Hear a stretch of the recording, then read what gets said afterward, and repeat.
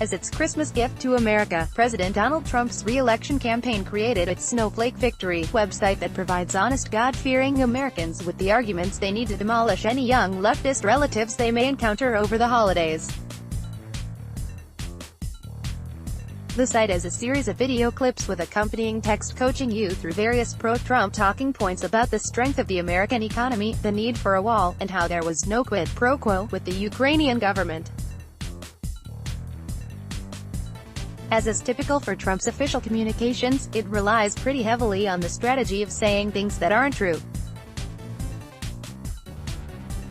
We know that at Christmas and holiday time, there's always that liberal snowflake relative who starts an argument and then runs and hides. This year, don't let them get away with it.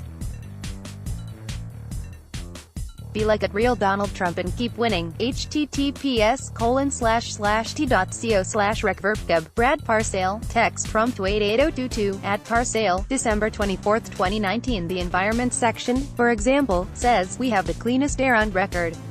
That would be great news if it were true, since recent studies indicate that air pollution is much more harmful than previously believed. The truth, however, is that people in the U.S. are currently living through an unprecedented deterioration of air quality.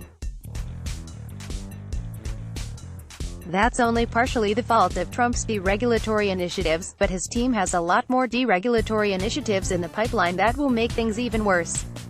The Snowflake Victory document does convey one critically important truth: Trump really does not want to talk about his record on healthcare. On most topics at hand, Trump's team has something, whether true or not, to say in favor of the Trump administration's policy initiatives. But on healthcare, the argument is entirely negative. Democrats are bad, Medicare for all is bad. And that makes sense, because when it comes to healthcare, Trump can't really tout his priorities. Over the past 3 years, he has pursued policies that would reduce the number of people who have health insurance and the quality of the insurance enjoyed by the insured. Snowflake Victory site has a pretty simple talking point when it comes to touting President Trump's healthcare record: Democrats are bad.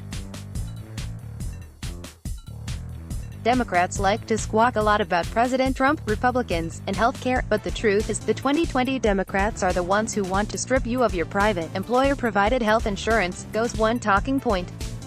The site talks about how Medicare for all requires tax increases, and argues that public option alternatives are designed to kill employer-provided health plans too.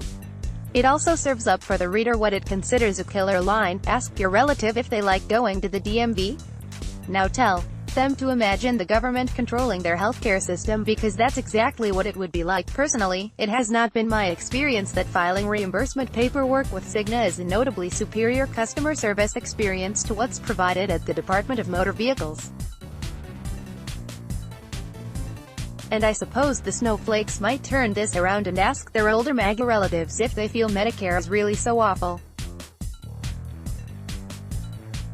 But the key thing is, this discussion would leave you with no idea that Trump is actually doing stuff on health insurance, stuff his re-election campaign can't really defend. To review the record here, the Trump administration spent months pushing a variety of Affordable Care Act repeal plans, each of which would have cost tens of millions of people their health insurance. None of those efforts succeeded, but it wasn't for lack of trying.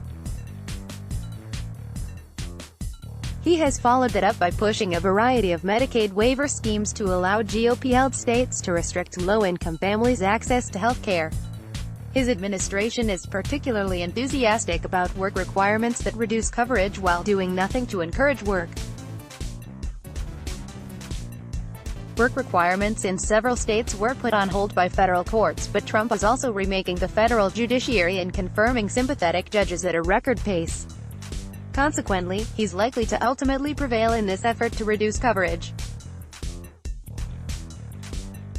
Speaking of the courts, the Trump administration is also vigorously pursuing a lawsuit that, if successful, would toss out the entire Affordable Care Act. That would entail a much more dramatic reduction in Medicaid coverage, plus the loss of subsidies for millions of Americans who buy coverage on the exchanges, plus the removal of critical regulatory protections for everyone who gets job-based insurance.